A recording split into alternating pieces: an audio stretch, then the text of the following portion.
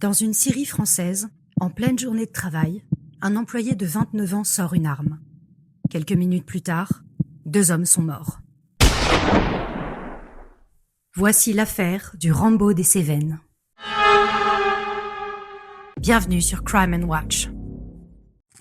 Aujourd'hui, on revient sur une affaire criminelle française qui a profondément marqué l'opinion publique. Celle de Valentin Marconne, 29 ans, employé dans une scierie, mis en cause dans la mort de son patron, Luc, et de son collègue, Martial. Valentin Marconne travaille dans cette scierie depuis quelque temps. Selon les premiers éléments de l'enquête, le climat professionnel se serait rapidement dégradé. De nature un peu procédurier, une relation compliquée avec son patron et un mal-être qui se serait installé progressivement.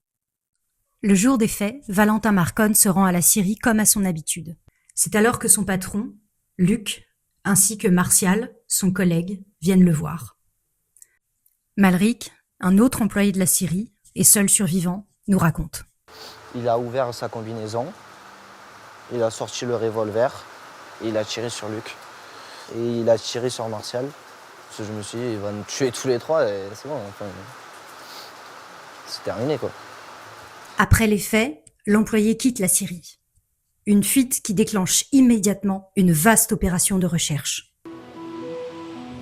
Le personnel d'intervention descend à l'aide de la cordeline. Dans l'espoir d'éviter un nouveau drame, les forces de l'ordre prennent alors une décision rare. Contacter le père de Valentin pour tenter de le convaincre de se rendre sans qu'une autre vie ne soit mise en danger.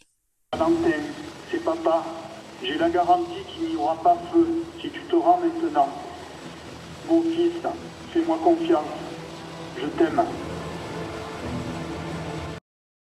Vincent Marconne est finalement interpellé par les forces de l'ordre après 4 jours de traque. Il s'était terré dans un trou à quelques mètres de chez lui. Reste une question centrale. Pourquoi ? Comment un jeune homme sans histoire, marié à une femme qu'il aime, jeune père, avec un travail et un foyer, peut décider un jour de commettre un double meurtre ?